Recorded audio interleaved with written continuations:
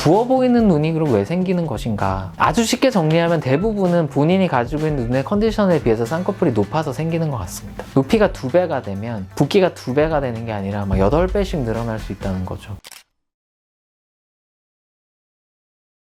언제나 그랬지만 요즘은 더욱더 자연스러운 성형에 대해서 수요가 많은 것 같습니다. 그래서 누구나 와서 하는 말 중에서 대표적인 것들이 저는 자연스럽게 원합니다 이런 것들인데, 어떤 수술이 자연스러운 수술인지, 왜 또 이렇게 수술하면 자연스럽지 않게 되는지에 대해서 좀 알아보려고 합니다. 눈과 코로 나누어서 2편으로 진행을 할 예정이고요. 관심이 있으시다면 구독과 좋아요 많이 눌러주시면 저희가 제작하는 입장에서 큰 힘이 될 것 같습니다.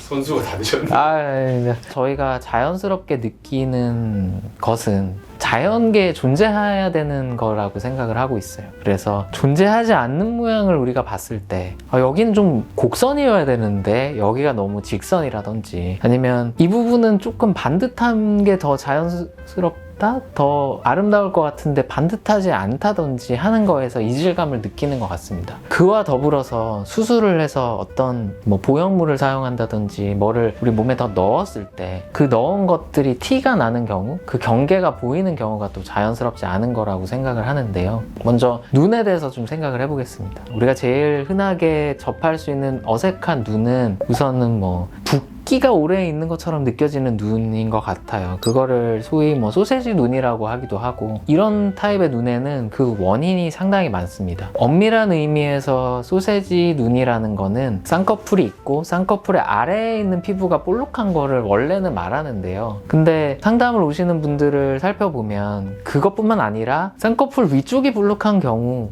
전반적으로 다 부어 보이는 느낌을 소세지 눈이라고 하시는 것 같아요. 부어 보이는 눈이 그럼 왜 생기는 것인가? 이렇게 이해를 해볼 수 있는데, 아주 쉽게 정리하면 대부분은 본인이 가지고 있는 눈의 컨디션에 비해서 쌍꺼풀이 높아서 생기는 것 같습니다. 그럼 쌍꺼풀이 높으면 왜 눈이 부어 보이느냐? 여러 가지 그것도 이유가 있어서 상당히 어려운데요. 일단 첫 번째로 쌍꺼풀이 생기는 높이 아래에 있는 피부에 이제 길이가 있을 거잖아요. 높이가 있는데 이 높이가 늘어나면 논문에 의하면은 이거의 3승에 비례하는 만큼의 붓기가 생긴다고 해요. 그러니까 높이가 2배가 되면 붓기가 2배가 되는 게 아니라 8배씩 늘어날 수 있다는 거죠. 그래서 일단 그런 영향도 하나가 있을 수가 있고요. 그 다음에 두 번째로는 일단 속눈썹으로 갈수록 피부가 굉장히 얇고요. 위로 올라갈수록 피부가 두꺼워집니다. 근데 쌍꺼풀이라는 게 한번 접히는 거잖아요. 그래서 접히면은 원래도 2배가 돼야 되는데, 두꺼운 데서 접히면 그 느낌이 더 두껍게 느껴지고, 얇은 데서 접히면 그런 느낌이 좀 적으니까 훨씬 더 자연스러운 눈이 될 수 있다고 생각을 하고요. 그래서 그런 높이의 영향. 세 번째로는 쌍꺼풀이 높아지면 높아질수록 쌍꺼풀과 그 위에 있는 눈썹의 간격이 좁은 것처럼 느껴지게 되고요. 그 위치가 볼록하게 나오는 느낌이 들면서 그것 또한 눈이 부어 보이게 되는 영향이 있을 수 있습니다. 그래서 그 각각에 대한 해결책이 좀 다르다고 생각이 되는데, 첫 번째로 쌍꺼풀이 높아서 그 밑에 붓기가 어쩔 수 없게 생기는 그런 경우라면 쌍꺼풀을 낮추는 수술을 해야겠죠. 그래서 쌍꺼풀의 높이를 조금 포기하더라도 좀 자연스러운 높이로 낮춰주면 그만큼 거꾸로 쌍꺼풀의 높이가 반이 되면 붓기는 8배만큼 빠지니까 그런 효과를 줄 수가 있는데,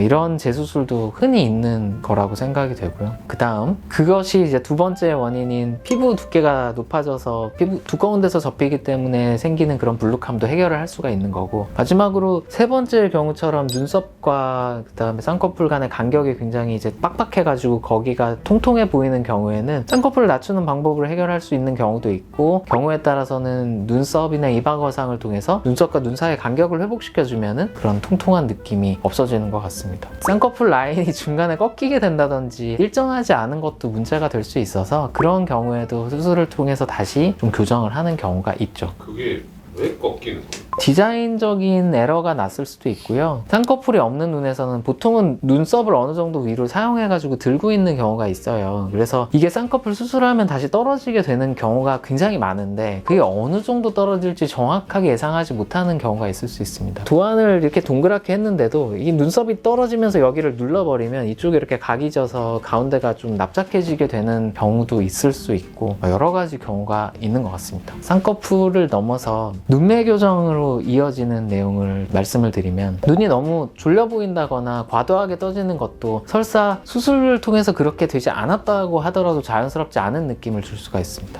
너무 크게 떠지는 눈이 저절로도 생길 수 있는지는 잘 모르겠지만 그러면 좀 놀란 듯한 느낌이 있을 수 있고요. 졸려 보이는 눈은 쌍꺼풀이 있으면 더욱더 강조돼 보일 수도 있어요. 그래서 좀 꺼벙이 캐릭터처럼 이렇게 보일 수도 있거든요. 그런 것들을 함께 교정을 해주면 좋은데, 쌍꺼풀 수술을 하고 쌍꺼풀의 라인이 높아지면 높아질수록 안검하수가 저절로도 생기게 될 가능성이 높아집니다. 왜냐하면 쌍꺼풀을 만들어주는 힘과 눈을 뜨는 힘은 결국 하나의 힘에서 나오는 건데, 더 큰 쌍꺼풀을 만들어줄수록 더 무거운 걸 들어 올려야 된다고 이해하시면 되거든요. 그래서 쌍꺼풀을 높게 잡으면 높게 잡을수록 눈매 교정의 중요성이 조금 더 늘어나지 않나 하고, 쌍꺼풀이 크지만 졸려 보이지 않고 밝은 눈이 되려면 눈매 교정이 잘 이루어지는 눈이 중요한 것 같습니다. 쌍꺼풀 라인이 올라가는 게 만악의 근원인 것 같은데 이거 왜 올리는 거예요? 그게 이제 쌍꺼풀이 높으면서도 예쁜 눈도 많기 때문에, 사실 그죠? 우리가 연예인들이라든지 SNS 등등에서 보는 분들 중에서 쌍꺼풀이 크면서도 눈이 예쁘신 분들도 있어요. 근데 본인의 눈의 크기라든지 이런 것들을 고려하지 않고 상황에 맞지 않는 높은 쌍꺼풀을 원하는 경우도 있고, 실제로 그렇게 했을 때 좀 더 원치 않는 경우가 나오기도 하고요. 또 다른 하나의 이유 중에서는, 저는 쌍꺼풀의 높이가 더 중요하다고 생각하는 사람이기는 한데, 그에 못지않게 또 중요하게 생각하시는 게 인라인이냐 아웃라인이냐, 뭐 인아웃라인이냐 이런 것들이잖아요. 쌍꺼풀이 어느 정도 높이가 높아야 아웃라인이 나옵니다. 그러니까 눈의 조건에 따라 달라서 어떤 사람은 5의 높이에서 쌍꺼풀이 아웃라인이 될 수도 있는데, 어떤 사람은 눈의 다른 조건들로 인해서 7이나 8, 9, 10이 돼야지 그 라인이 나올 수가 있어요. 근데 라인을 꼭 그렇게 하기 위해서 좀 높게 잡게 되는 경우도 있는데, 저는 라인의 패턴보다는 쌍꺼풀의 높이가 어울리는 거를 찾는 게 더 중요하다고 생각합니다.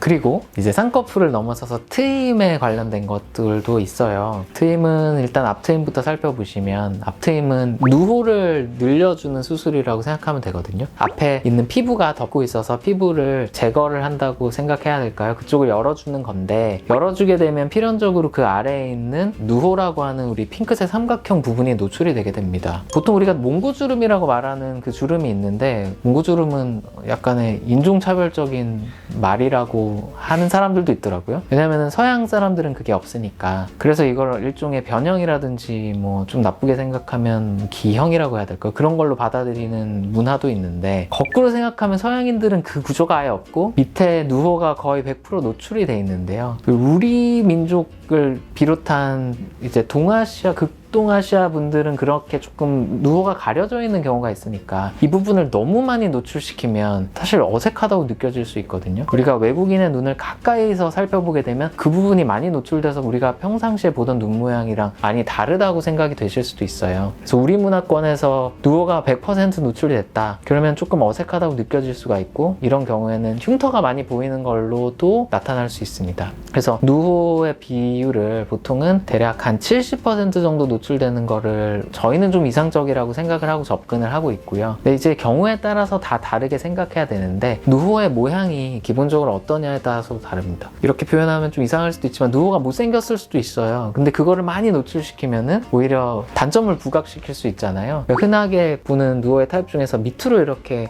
갈고리처럼 내려가 있는 누호의 모양도 있는데, 얘를 많이 노출시키면 그게 더 강조돼 보일 테니까 오히려 어색해 보일 수도 있고, 그게 자연스럽지 않게 느껴질 수도 있는 것 같습니다. 밑트임과 뒤트임은 한꺼번에 묶어서 생각을 하면, 과도한 트임으로 인해서 각이 생기거나 아니면 뭐 흉터로 인해서 디귿자의 변형이 온다든지 하는 것들이 어색한 눈을 만들어주는 것 같거든요. 그래서 너무 과한 트임이라든지 정상적 구조를 넘어가는 트임을 한다든지 이렇게 됐을 때는 노출되지 말아야 되는 구조들이 노출된다거나 흉터가 많이 보이고 뾰족해야 되는 부분이 둥그러지거나 사각형으로 보이는 현상이 발생할 수 있기 때문에 너무 과감한 트임은 삼가셔야 되지 않을까, 그렇게 생각을 하고 있습니다. 네, 오늘은 어떤 눈이 자연스러운 눈인지, 또 자연스러운 눈이 되기 위해서 이런 부자연스러운 면을 어떻게 수정할 수 있는지에 대해서 좀 알아봤습니다. 다소 긴 내용이었는데 끝까지 시청해 주셔서 감사하고요. 다음 편에서는 당신의 코가 왜 자연스럽지 않은지에 대해서도 말씀을 드릴 테니까 구독이라든지 알람 설정을 통해서 다음 편도 기대해 주시기 바랍니다.